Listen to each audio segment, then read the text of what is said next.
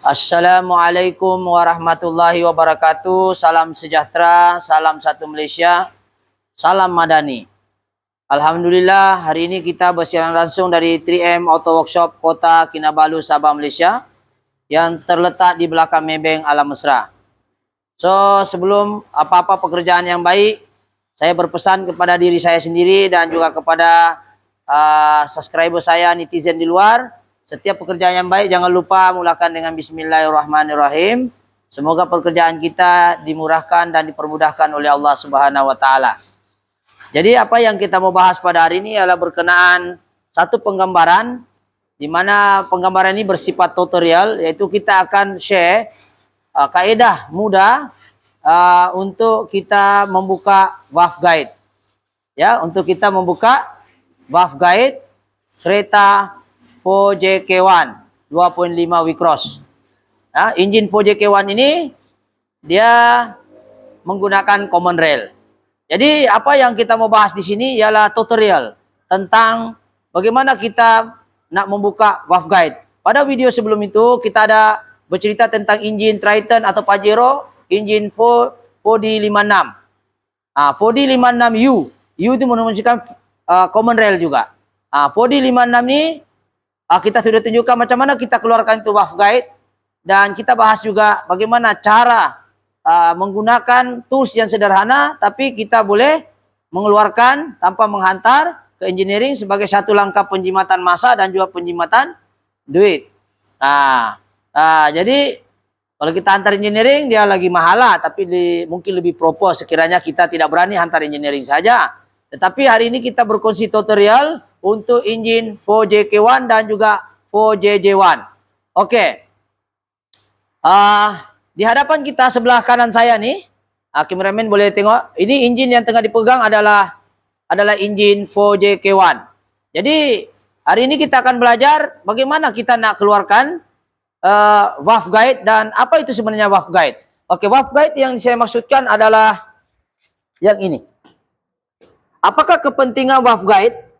Valve guide ini satu valve yang memberi satu laluan, yaitu tidak boleh goyang-goyang lah, satu guide. Macam kita lah, kalau kita pergi hutan ada guide. Ada guide hutan. Dia tunjuk jalan lah. Yang ini bukan dia tunjuk jalan, dia tunjuk lubang tuh, jangan dia lari-lari. Begitu. Jadi contohlah ada satu valve, kita ambil satu valve. Ambil satu valve ini exhaust. Oke, valve nih dia kalau dia sudah makan ataupun dia sudah longgar lah, dia akan ada pre-play di sini. Macam nih. Boleh kameramen tengok ke sini. Ini ada pre lah. Ada pre. Oke, jadi ini yang ada satu kita mau bahas di sini tentang kenapa penting sangat kayak ini valve guide. Jawapannya penting. Sekiranya valve guide itu ada pre-play seperti ini, coba ambil tadi yang mana kita nih, yang belum ditukar, yang lain sudah tukar. Ini engine 4JK1 punya head. Ini yang belum. Mana yang baru? Ini yang belum. Ini yang baru tukar. Ini yang kita buat. Nanti kita akan buat penggambaran, sengaja kita kasih tinggal satu. Oke, kita akan tengok berlaku dia punya preplay banyak lah. Banyak preplay dia. Ya gini. Jadi sekarang ini walaupun dia tidak banyak gerakan, kita takut. Bila dia goyang-goyang ini barang, takut tuh valve seat dia lari. Ini namanya valve seat. Ini yang bulat ini valve seat. Mungkin ada yang terlepas penggambaran 4D56U. So tidak apalah, kita ulang tayang saja. Ini namanya valve seat. Tempat duduknya ini valve. Jadi kalau valve guide ini bermasalah, dia boleh menyebabkan leaking compression. Bila compression lari, topnya tidak kuat lah, sebab angin ketika TDC, top dead center, ketika piston on the way naik, dia kena tutup 4 nih. Ya, coba ambil 2 lagi, adakah?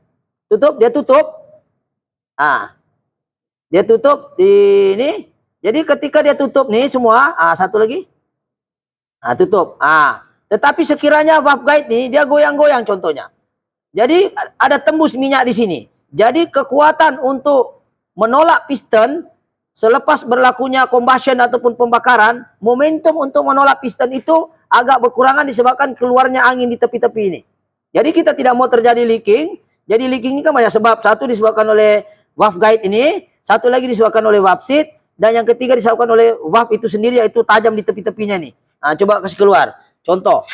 Jadi kenapa valve guide ini sangat penting? Sebab dia mempengaruhi compression. Kenapa compression itu penting? Self compression itulah yang mempengaruhi pickup sesuatu kendaraan.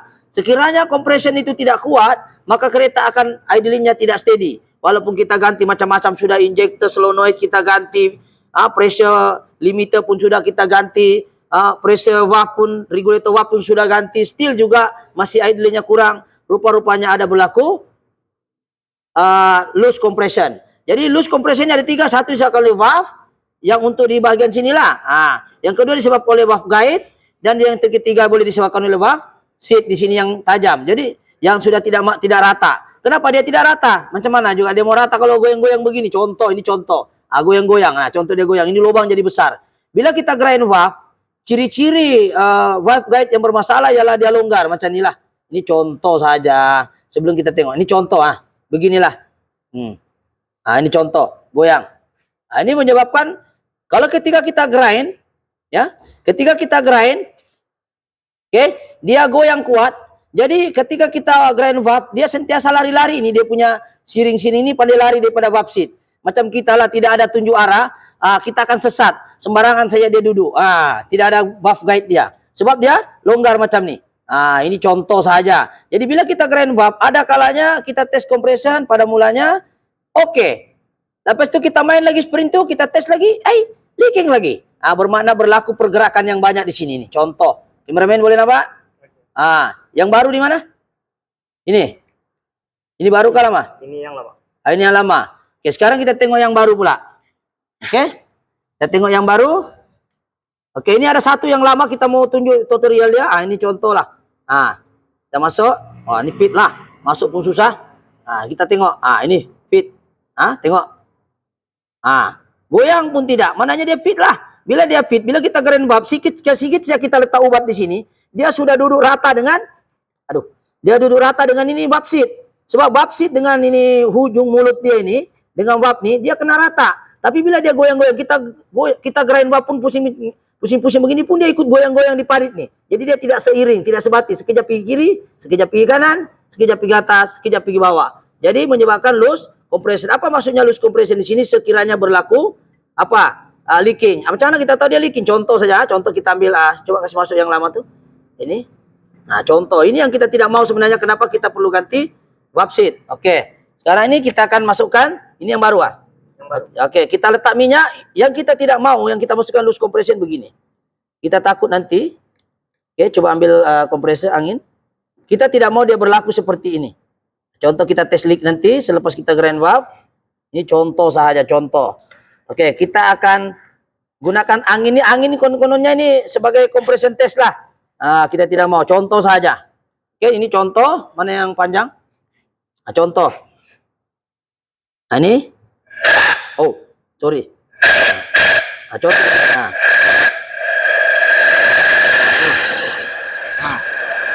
Kita tidak mau ada leaking sini. Macam contoh leaking ini beginilah. Ini contoh saja. Konon-konon ini angin ini compression lah. Jadi bila kita tidak dapat, ini tangan saya konon-konon spring lah. Ini contoh saja kita mau cerita leaking. Contoh gitu. Contoh. Tidak mau leaking di sini. Kawasan sini tidak boleh leaking. Macam mana tidak leaking? Kalau di sini tajam, valve seat pun lari-lari, disebabkan oleh valve guide longgar. Jadi inilah yang kita mau bahas. Kenapa valve guide itu penting? Tapi kalau valve seat itu makan, kena hantar engineering lah. Sebab dia kena ada satu mesin khas untuk dia. Tapi kalau valve seat ni valve guide ni kita boleh buat, kita buat sendiri. So, hari ini kita belajar tentang bagaimana kita nak buka valve guide dan pasang menggunakan tools yang sederhana. Oke, Pos. Sekarang ini satu orang buka dulu. Oke, Pos, sekarang ini sebelum kita beli valve guide ni yang lama, kalau kita tengok di sini sudah kita ukur, yaitu kawasan luar ialah 11.50 mm. Ini 11.50. Kita tengok di sini betul ke tidak? Kita ambil dulu. Nih. Oke, kita tengok sini. Dia kata 11.5.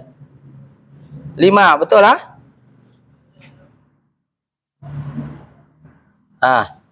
Oke, bawah ni mm. Oke. Ini satu ini 11 lah. 10 nih 11.5 mm. Ini 10 mm, ini 20 mm, ini 11 lah. Oke. Lepas tu dalam. Dalam pula kita kita letak sekejap. Kalau ikut saya punya orang ini, dia ukur tadi ialah berapa? Dia cakap situ 7. Contoh 7 mm. Jadi kenapa kita perlu ukur? Kenapa kita perlu ukur dia punya apa nama istilahnya ini? Dia punya sebab ketika kita beli, takut nanti kita tidak ukur, walaupun kita cari kita cari waft guide yang baru original. Bos, langkah pertama pastikan dia original dulu lah, kita beli. Yang ini yang baru, sebab yang lain kita sudah pasang. Ini yang baru. Ini lubang dia. Nah, tengok, sebelum kita pasang waft guide, pastikan kita ukur menggunakan piler. Ataupun apa orang panggil nih? Piler lah bagi saya ni, piler gas ya. Jadi ukur dulu, sebab kenapa? Risiko untuk kita buat sendiri ini besar tau. Satu, dia boleh pecah ini head.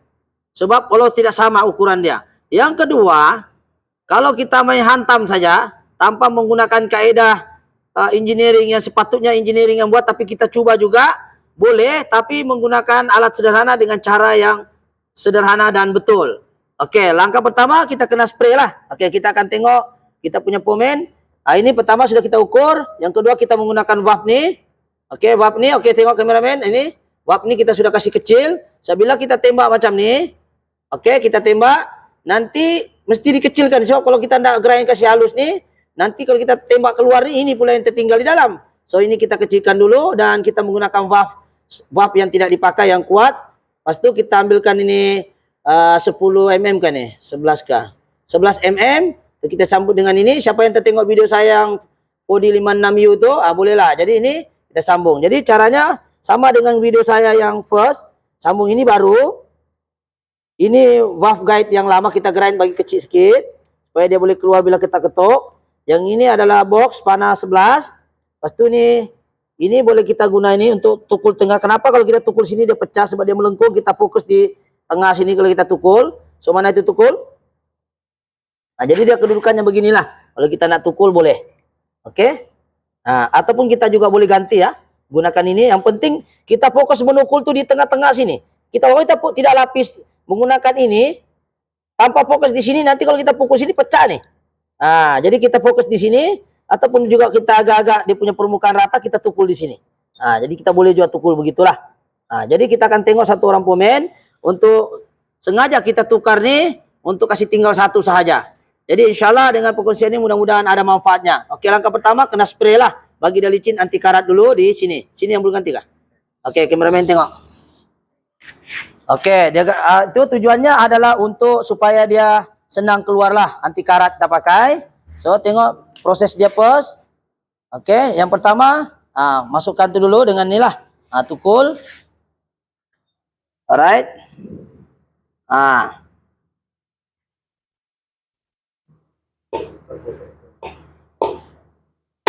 Oke, sekejap. Pertama sekali, apa-apa permukaan di sini ini paling kita jangan sampai calar di permukaan head nih. Bawah mesti lapis kayu supaya tidak cedera. Oke, tidak cedera. Ini lapis, ini pun lapis dan tidak boleh ada injut-injut, mesti fit nih. Bila kita tekuk dia mampat. Oke, cara menukul pun tidak boleh menukul macam orang marah, dia ketuk pakai tenaga dalam ataupun tidak boleh melantun tuh tukul. Gitu. Oke.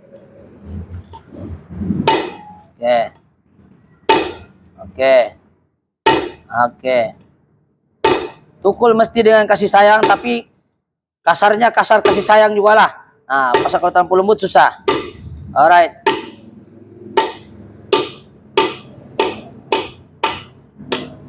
Oke.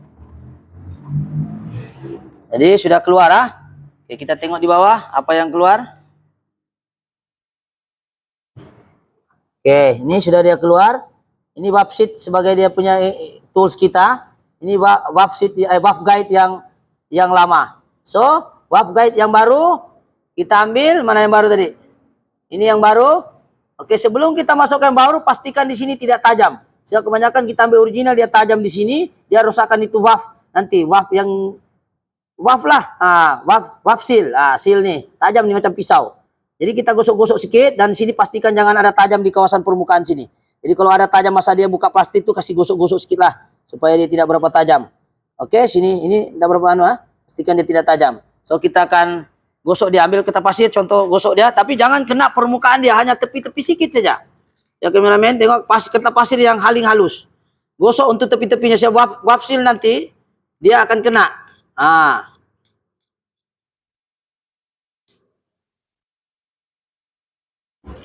Oke, yang paling penting adalah jangan digosok permukaan yang kena di head tuh sini. Yang ini untuk waf seal. Ini di parit-parit tidak boleh tajam. Oke? Tidak boleh tajam. Jadi parit-paritnya itu gosoklah ala-ala kadar saja. Ya. Sebenarnya ini original lah kita beli ya, yang made in Jepang. Jangan beli made in China, in Taiwan, nanti dia pecah itu di dalam ataupun dia rusakkan head. Jadi kita beli yang original. Jadi sudah gosok-gosok, sayang-sayang dia sedikit, letak minyak pelincir sebelum kita pahat ke dalam. Dan cara kita letak minyak tuh agak-agak salah.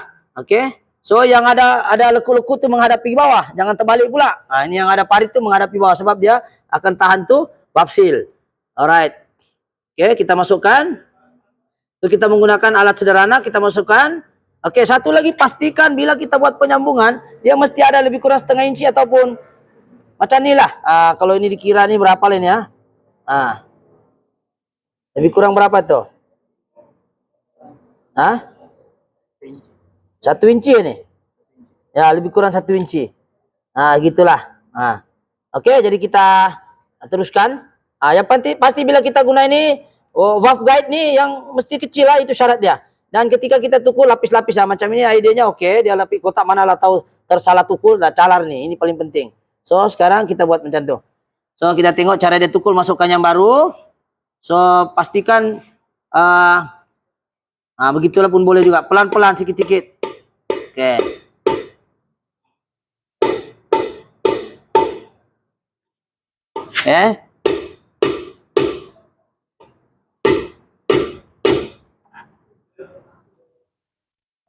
Oke, jarak daripada permukaan atas tuh sebelum buka ukur dulu. Kalau tengok sana 12 mm.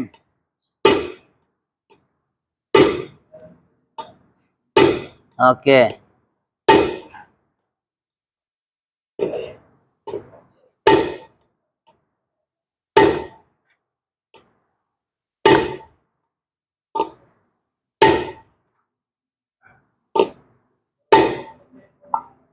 Oke. Boleh tengok sudah agak-agak? Belum?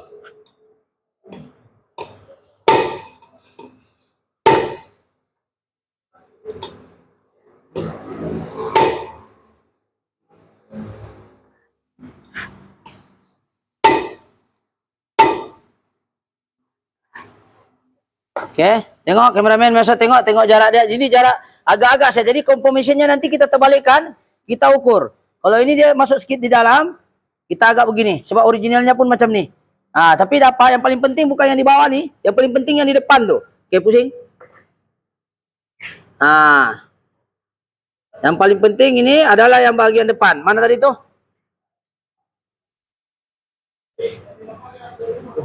Oke, yang ini ya. Oke, jarak ini dari permukaan ini, mana satu ada lidi-lidi kah? Ini. Adakah jarum-jarum kah apakah? Oke, jarak yang ini kita mesti pastikan dia dari sini sama. Nih. Itu jarak dari lantai ke permukaan ujung waf guide ini mesti 12 mm. Jadi sekarang kita tengok bila gasnya oke kah? Apa namanya ini aku pun lupa sudah. Gara-gara penggambaran terlalu banyak. Oke. Alright, kita ukur dia 12 mm. Tengok betul ke 12 mm? Kameramen nampak? Kalau dia terlebih lah, contoh lah. Terlebih kah?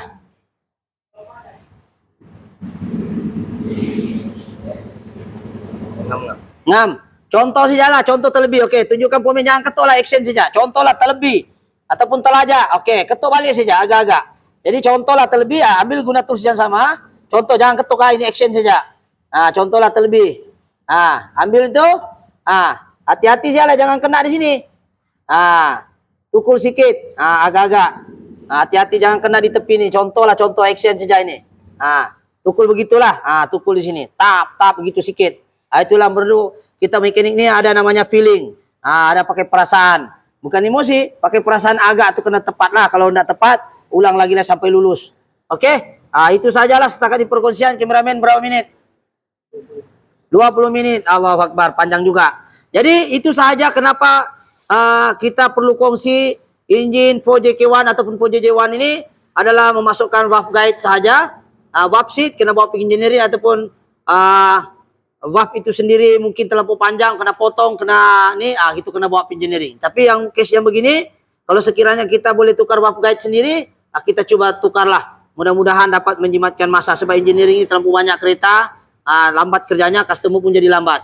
Jadi mudah-mudahan dengan cara kita yang sederhana ini, alat yang sederhana, bolehlah sedikit memberi manfaat kepada mereka-mereka yang mungkin yang ingin tahu sebagai knowledge, ataupun mungkin juga ada mekanik yang lain, mungkin ada cara yang lebih baik, boleh komen di bawah. Sebab kita ini bukan pandai ya, kita share saja apa yang kita tahu. Mudah-mudahan dengan cara kita yang sederhana ini, boleh memberi manfaat pada orang lain.